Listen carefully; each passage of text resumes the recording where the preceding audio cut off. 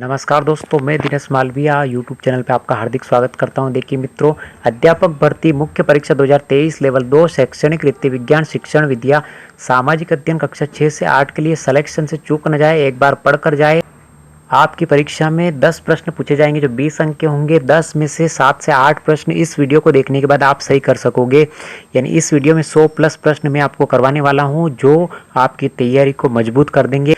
इस वीडियो को बार बार रिवीजन करें और कम से कम 2 से 3 बार रिवीजन करें, जिससे आपकी एसएसटी सामाजिक विज्ञान की शिक्षण वीडियो की तैयारी बहुत शानदार हो जाए। और अधिक से अधिक अपने मित्रों को शेयर करें।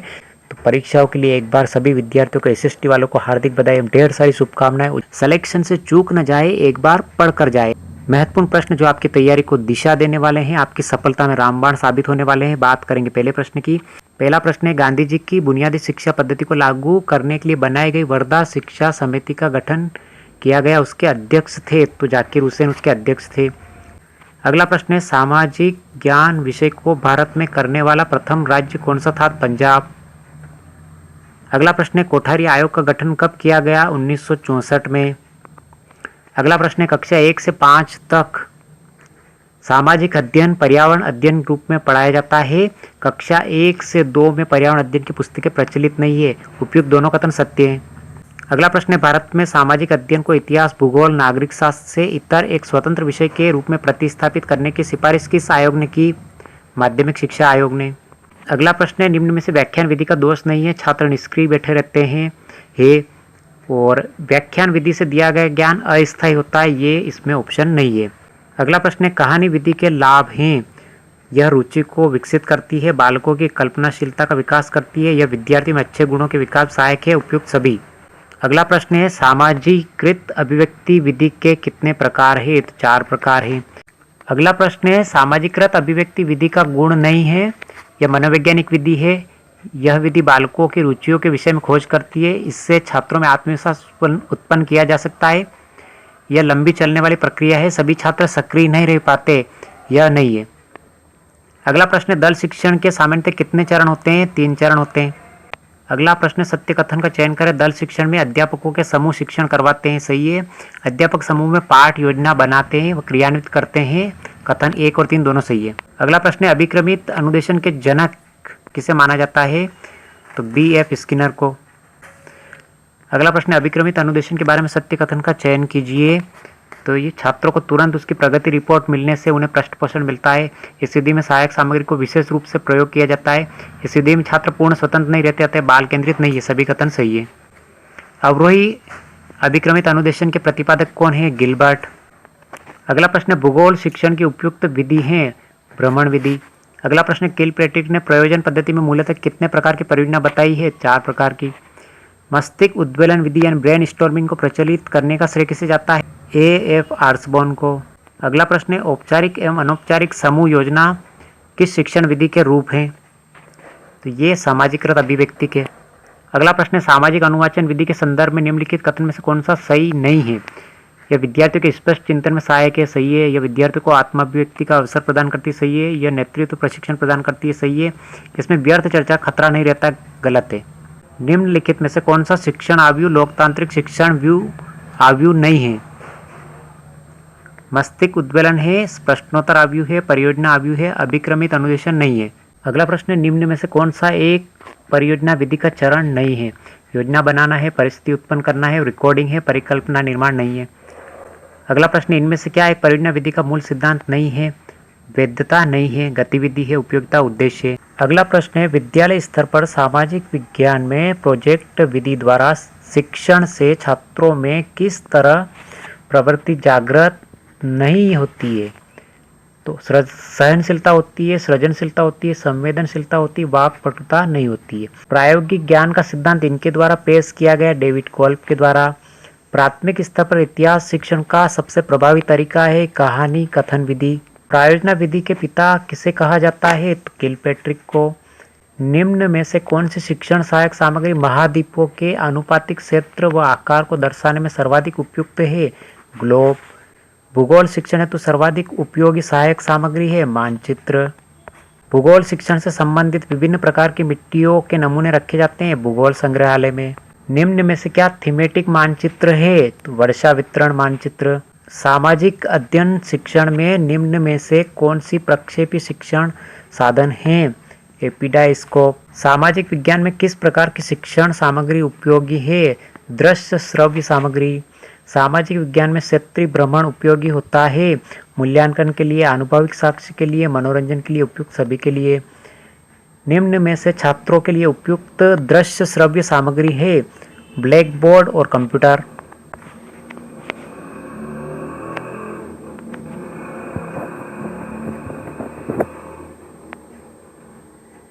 अगला प्रश्न है, कक्षा में प्रयोग किए जाने वाली शिक्षण सामग्री तभी शैक्षिक सामग्री कही जा सकती है जब वह शिक्षक की रुचि के अनुरूप हो, छात्र के मनोरंजन में सहायक हो, उद्देश्य परक न हो, सीखने सिखाने में उपयोगी हो। अगला प्रश्न है, सामाजिक विज्ञान की पाठ्य पुस्तक में कार्टून की क्या भूमिका होती है? मूलभूत मामलों को उठाकर विषय को उनसे जोड़ते हैं। अगला प्रश्न है, निम्न में से कौन प्रक्षेपित सामग्री का है? प्रक्षेपी सामग्री यानी फिल्म स्ट्रिप है, स्लाइड है, ओएचपी ओवरहेड प्रोजेक्टर है, ट्रांसपेरेंसी ओपेक प्रोजेक्टर है। इनमें से कौन सा एक शिक्षक के निर्देशन सामग्री है? तो अनुपूरक पठन सामग्री। निम्न में से किसमें अनुदेशन सामग्री की अधिकता होती है? संसाधन इकाई में। चार्ट बनाते समय किस सोपान को ध्यान में रखना चाहिए? चार्ट की गुणवत्ता। कक्षा में शिक्षण सहायक सामग्री का उपयोग किया जाता है विशिष्ट अधिगम परिस्थितियां निर्माण के लिए। अधिगम की दृष्टि से सर्वोत्तम शिक्षण सामग्री है छात्र निर्मित। ग्लोब उदाहरण है अप्रक्षेपी सामग्री का। सामाजिक विज्ञान में आकलन को बल देना चाहिए अपने अधिगम को विभिन्न दैनिक परिस्थितियों से जोड़ने की अधिगमकर्ताओं की क्षमता का मूल्यांकन करना। किस आयोग ने वस्तुनिष्ठ प्रकार की परीक्षा और आंतरिक आकलन के उपयोग पर बल दिया है? मुदालियर कमीशन ने। अच्छे मूल्यांकन की कौन सी एक विशेषता नहीं है?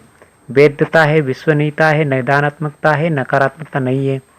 निम्न में से कौन सा एक सामाजिक विज्ञान में मूल्यांकन का एक मुख्य उद्देश्य है? शैक्षिक नियोजन। संज्ञानात्मक पक्ष का उच्चतम स्तर है मूल्यांकन। छात्रों की गुणवत्ता का मूल्यांकन करने के लिए निम्न में से कौन सा एक स्कोरिंग उपकरण नहीं है? तो रूब्रिक है, अवलोकन है, चेकलिस्ट है, मूल्यांकन पैमाना नहीं है।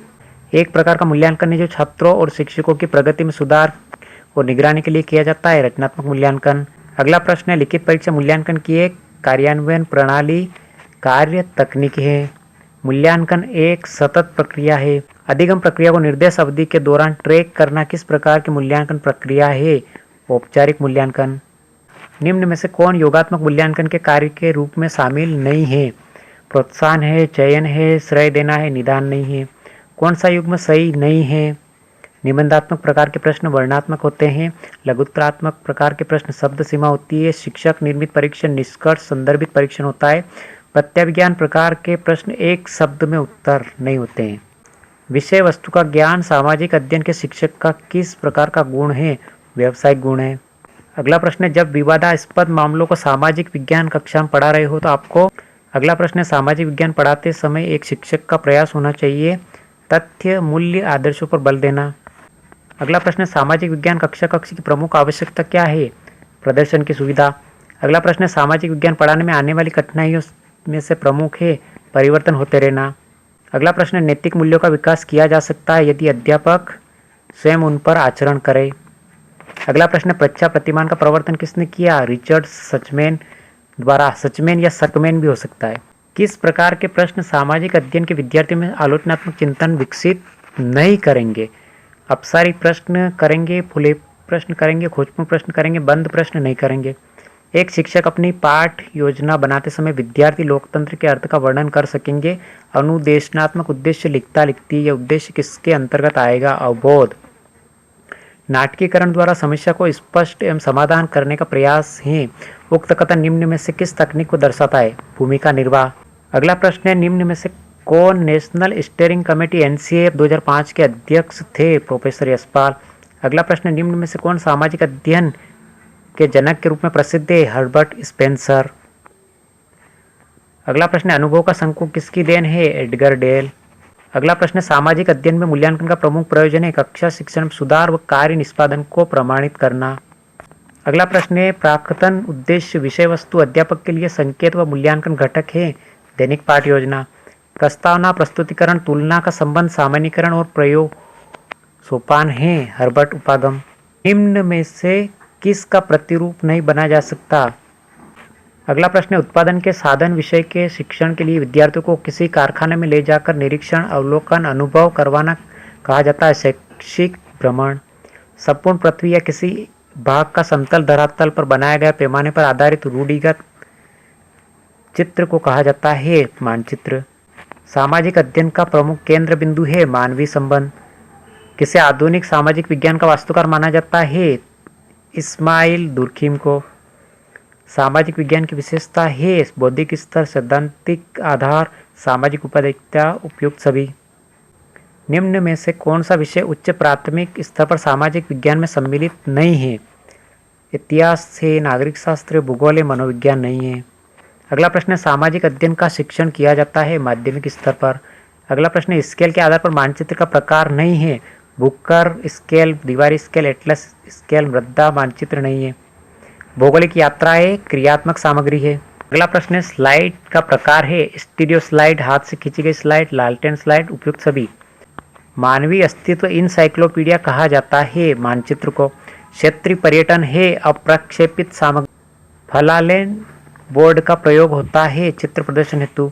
निम्न में से क्या सामाजिक विज्ञान विषय में TLM टीचिंग लर्निंग मटेरियल के रूप में उपयोग नहीं होता है? तो चुंबकीय कंपास का होता है, ग्लोब का होता है, मानचित्र का होता है, नेपियर पट्टी का नहीं होता है। अगला प्रश्न है, श्रव्य दृश्य सामग्री का वर्गीकरण किया गया है एडगर डेल ने। छात्रों में यथार्थवाद की इच्छा को संतुष्ट करने के लिए कौन सा साधन सर्वाधिक उपयोगी होगा? डायरोमा। अधिगम की क्षमता किस कारक पर निर्भर करती है? अधिगमकर्ता पर, अधिगम सामग्री पर, अधिगम विषयों पर, उपयुक्त सभी पर। अगला प्रश्न है, गामक कौशल संबंधित नहीं है। गेंद पकड़ने में समस्या है, पेंसिल नहीं पकड़ना है, अनियंत्रित चाल है, अक्षरों में भेद नहीं कर पाना नहीं है। अगला प्रश्न है, सामाजिक विज्ञान के नियामक मानदंड संबंधी आयाम निम्नलिखित आयाम में किसे शामिल करते हैं? समानता को। अगला प्रश्न है, सामाजिक विज्ञान पढ़ाने में आने वाली कठिनाइयों में से प्रमुख है परिवर्तित होते रहना। अगला प्रश्न, मूल्यांकन का प्रमुख उद्देश्य क्या है? अधिगमकर्ता की उपलब्धि में सुधार लाना। अगला प्रश्न, निम्न में से एक मूल्यांकन उपकरण की गुणवत्ता नहीं है। वैधता है, व्यवहारिकता है, निष्पक्षता है, व्यक्तिपरकता नहीं है। अगला प्रश्न है, कौन सा एक सामाजिक विज्ञान में मूल्यांकन का उद्देश्य है? सामाजिक विकास है। अगला प्रश्न, निम्न में से एक सुयोगात्मक मूल्यांकन के कार्य के रूप में शामिल नहीं है। प्रोत्साहन है, चयनित करना, श्रेय देना है, निदान नहीं है। किसी भी कार्य को सफलतापूर्वक करते हुए निश्चित लक्ष्य को प्राप्त करने का साधन कहलाता है उद्देश्य। पाठ की पंचपदी किसने प्रस्तुत की? हर्बर्ट ने। अगला प्रश्न है, आशुरचित उपकरण होते हैं बनाने में आसान, सस्ते, समझने में सरल, उपयुक्त सभी। अगला प्रश्न, E.G. सिम्पसन ने निम्नलिखित में को क्रियात्मक पक्ष का स्तर नहीं बताया है। निर्देशात्मक अनुक्रिया और कार्य प्रणाली को नहीं बताया। प्रत्यक्षीकरण व्यवस्था, जटिल प्रत्यक्ष अनुक्रिया और स्वाभाविकरण बताया है। अगला प्रश्न है, निम्न में से उपलब्धि परीक्षण निर्माण प्रक्रिया का हिस्सा नहीं है। इकाई योजना नहीं है। पद विश्लेषण, ब्लूप्रिंट, उत्तर कुंजी है। अगला प्रश्न है, शिक्षण में तुलनात्मक अध्ययन में उपयोगी है। मानचित्र, रेखाचित्र, तालिकाएं, ग्राफ। वह विधि जिसमें शिक्षार्थी दायित्व को सर्वाधिक महत्व दिया जाता है अनुसंधान विधि। व्याख्यान विधि है सरल, संक्षिप्त व तीव्र गति से चलने वाली। जिस परीक्षा पर परीक्षक का व्यक्तिगत प्रभाव नहीं पड़ता वह है वस्तुनिष्ठ। सामाजिक अध्ययन का व्यवहारिक ज्ञान देने के लिए सर्वाधिक उपयोगी है प्रोजेक्ट विधि। परियोजना विधि किस सिद्धांत पर आधारित है? वास्तविकता संबंधी सिद्धांत, स्वतंत्रता संबंधी सिद्धांत, अनुभव संबंधी सिद्धांत, उपयोग सभी। निम्न में से एक परियोजना विधि का चरण नहीं है। तो योजना बनाना है, परिस्थिति उत्पन्न करना है, रिकॉर्डिंग है, परिकल्पना निर्माण नहीं है। तो ये थे कुछ महत्वपूर्ण प्रश्न जो 100+ प्रश्न थे और सामाजिक अध्ययन यानी SST कक्षा 6 से 8 वालों के लिए महत्वपूर्ण प्रश्न है। अपनी परीक्षा को दिशा देने के लिए बहुत शानदार प्रश्न है। बहुत ज़्यादा महत्वपूर्ण क्लास है, बहुत शानदार क्लास है, महत्वपूर्ण क्लास है। अधिक से अधिक क्लास को लाइक, शेयर और सब्सक्राइब करें और अपने दोस्तों तक पहुंचाएं। 2 से 3 दिन में बार बार रिवीजन करें। 2 से 3 बार इस क्लास को देखें जिससे आपके अधिक से अधिक प्रश्न सही होने की संभावना बढ़ जाएगी। तो कैसा लगा वीडियो? लाइक, शेयर, सब्सक्राइब जरूर करें और आपकी सफलता में ये वीडियो बहुत ही ज़्यादा लाभदायक रहे, ऐसी शुभकामनाओं के साथ। धन्यवाद।